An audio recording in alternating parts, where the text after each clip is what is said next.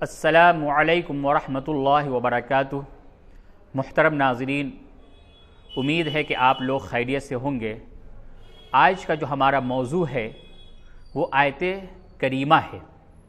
آیت کریمہ یعنی لا الہ الا انت سبحانک انی کنت من الظالمین، اور یہ بہت ہی جلالی وظیفہ ہے اور بہت ہی جلد اللہ تبارک و تعالی اس وظیفے کے معمولات کرنے والے اور اس وظیفے کو ورد کرنے والے کی دعاؤں کو قبول فرماتا ہے۔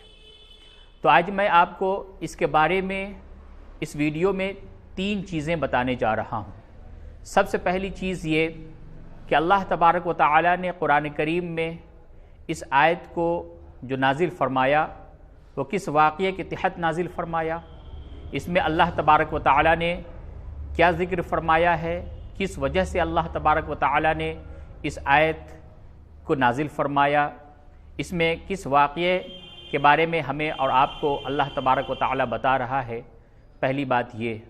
دوسری بات یہ کہ اس ذکر کا فائدہ کیا ہے، اسے ہم اپنے کس مقصد اور کس غرض اور کس خواہش کو پوری کرنے کے لیے اس کا ہم ذکر کریں۔ اور تیسری چیز یہ بتائی جائے گی کہ اس کا طریقہ کیا ہے، اس کے ذکر کا، آیت کریمہ کے ذکر کا طریقہ کیا ہے۔ تو ان 3 چیزوں کو سننے کے لیے اور ان 3 چیزوں کو قرآن اور حدیث کی روشنی میں معلوم کرنے کے لیے اور اپنے وظیفے کے طریقے کو معلوم کرنے کے لیے شروع سے آخر تک اس ویڈیو کو ضرور دیکھیں۔ تو چلیں، سب سے پہلے میں یہ آپ کو بتانا چاہتا ہوں کہ حضرت یونس علیہ السلام جب اپنی قوم کی طرف سے چلے گئے، اللہ تبارک و تعالی نے ان کی پکڑ فرمائی اور ایک جگہ پہ کشتی میں سوار تھے، ایک مچھلی نے آ کر کے یونس علیہ السلام کو نگل لیا۔ اب اللہ تبارک و تعالی ارشاد فرماتا ہے کہ فنادا فی الظلمات ان لا الہ الا انت سبحانک انی کنت من الظالمین۔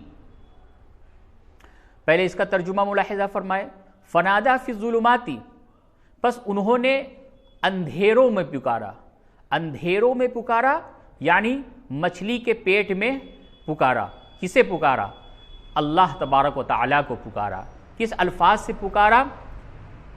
لا الہ الا انت سبحانک انی کنت من الظالمین، الہی آپ کے سوا کوئی معبود نہیں، آپ سب نقائص سے پاک ہیں، میں بے شک قصوروار ہوں۔ کہ حضرت یونس علیہ السلام نے اللہ تبارک و تعالیٰ کو اس آیت کریمہ کے ذریعے سے پکارنا شروع کیا اپنے اس مصیبت میں، اور کہتے رہے لا الہ الا انت سبحانک انی کنت من الظالمین، کہ الہی آپ کے سوا کوئی معبود نہیں، آپ سب نقائص سے پاک ہیں، میں بے شک قصوروار ہوں۔ اب اللہ تبارک و تعالی آگے ارشاد فرما رہا ہے فاستجبنا لہ، سو ہم نے ان کی دعا کو قبول کی۔ اب غور سے سنیں، اس میں جو باریکی ہے وہ میں آپ کو بتانے جا رہا ہوں۔ اللہ تبارک و تعالی سے جب حضرت یونس علیہ السلام نے اس آیت کریمہ کے ذریعے سے اپنے گناہوں کے بارے میں اور اپنی غلطی کے بارے میں جب ذکر کیا اور اللہ کو پکارا، تو اللہ تبارک و تعالی کیا ارشاد فرما رہا ہے آگے؟ فاستجبنا لہ، پس ہم نے ان کی دعا کو قبول کی، ونجیناہ من الغم، اور ان کو اس گھٹن سے میں نے نجات دی۔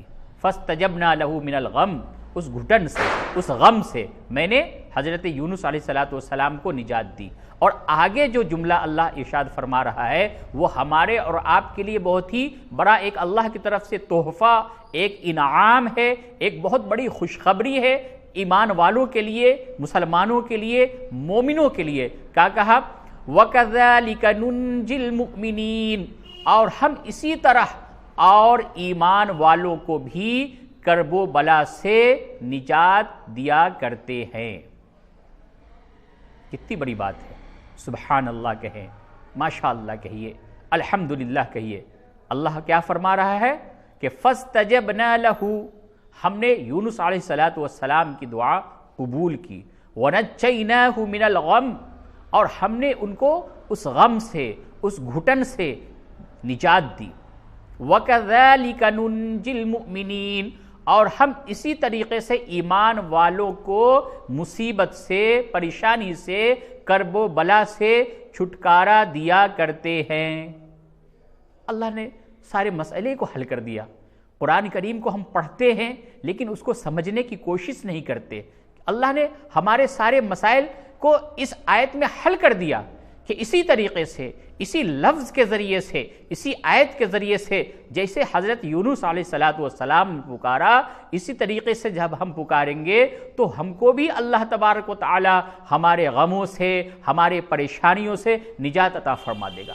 سارا حل ہماری مشکلوں کا قرآن میں موجود ہے۔ ہمیں در در کی ٹھوکریں کھانے کی ضرورت ہی نہیں، ہمیں غیروں کے پاس جانے کی ضرورت ہی نہیں، ہمیں اپنا وقت برباد کرنے کی ضرورت ہی نہیں، ہمیں نا امید اللہ کی ذات سے، اللہ کی رحمت سے نا امید ہونے کی ضرورت ہی نہیں۔ اللہ خود قرآن کریم میں ارشاد فرما رہا ہے، ایک نسخہ بتا رہا ہے غم سے نجات کا، پریشانیوں سے نجات کا، کہہ رہا جس طرح یونس کو میں نے نجات دی، اسی طریقے سے، اسی لفظ کے ذریعے سے، اسی طریقے سے اگر تم نے ہمیں پکارا تو ہم بھی تمہیں غم سے نجات دیا کرتے ہیں اور کرتے رہیں گے۔ ماشاءاللہ، سبحان اللہ۔ تو اب یہ تو ہم نے قرآن کریم کا فنادا فی الظلمات اللہ الہ الا انت سبحانک انی کنت من الظالمین فاستجبنا له ونجیناہ من الغم وکذالک ننجی المؤمنین۔ اتنی سی آیت کی میں نے تشریح کی، بہت ہی مختصر سا ہم نے بتایا۔ امید ہے کہ آپ کو یہ چیز اور یہ بات جو اللہ تبارک و تعالی نے ارشاد فرمایا یہ آپ کو سمجھ میں آئی ہوگی، اور آپ اس کو سمجھنے کی کوشش کریں گے کہ اللہ نے ہمیں غم سے نجات کے لیے، پریشانیوں سے نجات کے لیے، مصیبتوں سے نجات کے لیے، مصیبتوں سے چھٹکارے کے لیے کیا نسخہ بتایا، یہ آیت کریمہ بتایا۔ لا الہ الا انت سبحانک انی کنت من الظالمین۔ حضرت یونس علیہ السلام نے جب پڑھنا شروع کیا تو مچھلی پریشان ہو گئی، مچھلی کے پیٹ میں جیسے لگا کسی نے آگ کے انگارے ڈال دیے ہیں، وہ برداشت نہ کر سکی اور انہوں نے حضرت یونس علیہ السلام کو اپنے منہ سے واپس باہر نکل دیا۔ تو ہم بھی جب کسی پریشانی میں مبتلا ہوں، ہم بھی جب کسی غم میں مبتلا ہوں، ہماری بھی کوئی ایسی خواہش جس کو ہم لاکھ کوششوں کے باوجود اور ہمارا وہ مقصد میں ہم کامیاب نہیں ہو رہے ہوں، تو ہمیں بھی اسی دعا کو اور اسی آیت کو اللہ کے حضور میں جا کر کے گر گرانا ہے، رونا ہے اور پڑھنا ہے۔ اللہ تبارک و تعالی ہمیں نجات عطا فرمائے گا۔ تو کوئی بھی شخص ہے، مثال کے طور پہ اس کو کسی جگہ پہ انٹرویو کے لیے جانا ہے، کسی جگہ پہ نوکری کے تلاش کے لیے جانا ہے، کسی بچے کو امتحان دینے کے لیے جانا ہے، کسی بچی کے رشتے آ رہے ہیں، لوگ اسے دیکھنے کے لیے آ رہے ہیں، کوئی ایسا ہمارا کاروبار ہے جس میں ہمیں نقصان ہو رہا ہے، کوئی ایسی مصیبت اور ایسی پریشانی ہمارے اوپر لاحق ہو گئی، کسی نے ہمارے اوپر مقدمہ کر دیا یا کسی نے ہمیں ناحق پریشان کرنا شروع کر دیا، اور بھی دیگر ہماری جتنی بھی پریشانیاں ہیں، جتنی بھی مشکلیں ہیں، جتنی بھی حاجتیں ہیں، اس کو پورا کرنے کے لیے، اس مقصد سے کو پورا کرنے کے لیے اور اس پریشانی سے نکلنے کے لیے ہمیں صرف اس آیت کریمہ کا ورد کرنا ہے۔ اب اس کے کرنے کا طریقہ کیا ہے یہ میں آپ کو بتا دے رہا ہوں۔ رات میں سوتے وقت پاک صاف جگہ ہونی چاہیے، پاک صاف بستر ہونی چاہیے، اور آپ عشاء کی نماز پڑھنے کے بعد اور باوضو ہو کر کے اپنے بستر پر آئیں، اور سب سے پہلے 11 دفعہ اللہم صلی علی محمد وعلی آل محمد کما صلیت علی ابراہیم وعلی آل ابراہیم انک حمید مجید، اللہم بارک علی محمد وعلی آل محمد کما بارکت علی ابراہیم وعلى آل ابراہیم انک حمید مجید۔ اسے کہتے ہیں درود ابراہیمی۔ اسے 11 مرتبہ آپ پڑھیں، بہت ہی سکون کے ساتھ۔ یاد رکھیے جس دن آپ کو یہ وظیفہ کرنا ہو، دن میں اپنی نیند کو پوری کر لیں اور اپنے آپ کو صاف ستھرا پاک اور پاکیزہ بنا لیں، اس کے بعد اپنے بستر کو صاف ستھرا کر لیں اور آ کر کے اپنے بستر پہ بیٹھ کر کے درود ابراہیمی 11 دفعہ پڑھیں، اور اس کے بعد اس آیت کریمہ کو لا الہ الا انت سبحانک انی کنت من الظالمین اللہ کی طرف متوجہ ہو کر، اپنا لو لگا کر، ہر طرف سے آپ یکسو ہو کر پورے دل و دماغ کے ساتھ اللہ کی طرف توجہ کر کے تب آپ اس آیت کو پڑھیں گے 1000 مرتبہ۔ اس کے بعد 1000 مرتبہ یعنی 10 تسبیح۔ 1000 مرتبہ جب آپ کا پورا ہو جائے تو پھر آپ درود ابراہیمی کو 11 مرتبہ پڑھیں، اور اس کے بعد جو سا مقصد آپ کا ہو، جو سی پریشانی آپ کی ہو، اس کے لیے آپ اللہ کے حضور میں دعا کریں، اور دعا کرنے کے بعد اسی جگہ پہ اسی حالت میں آپ اپنے بستر پہ لیٹ جائیں، اور اس کے بعد سو جائیں، کسی سے گفتگو نہ کریں۔ پھر جس وقت بھی رات میں آپ کی آنکھ کھلے، آپ بیدار ہوں، وہ 12 بج رہے ہوں، 1 بج رہے ہوں، 2 بج رہے ہوں، 3 بج رہے ہوں، جس وقت بھی آپ کی آنکھ کھلے، آپ بیدار ہوں، آپ بیٹھ جائیں، اور بیٹھ کر کے اللہ کے حضور میں آپ مختصر سی دعا مانگ لیں۔ آپ کا جتنا دل چاہے، آپ اگر طویل چاہتے ہیں تو طویل دعا مانگ لیں، ورنہ کم از کم آپ مختصر سی دعا مانگ لیں اسی مقصد کے تحت جس مقصد کے تحت آپ نے اس وظیفے کو پڑھا تھا، اور پھر سو جائے، اور اس کے بعد فجر کی نماز کے وقت بیدار ہوں، اور اس کے بعد آپ فجر کی نماز پڑھیں۔ انشاءاللہ اس دن میں آپ نے جو رات میں عمل کیا ہے، اس دن میں اس کا پھل آپ کو نظر آ جائے گا، اور جس مقصد کے تحت آپ نے وہ عمل کیا تھا، اس دن اس کام میں آپ کو کامیابی عطا ہوگی۔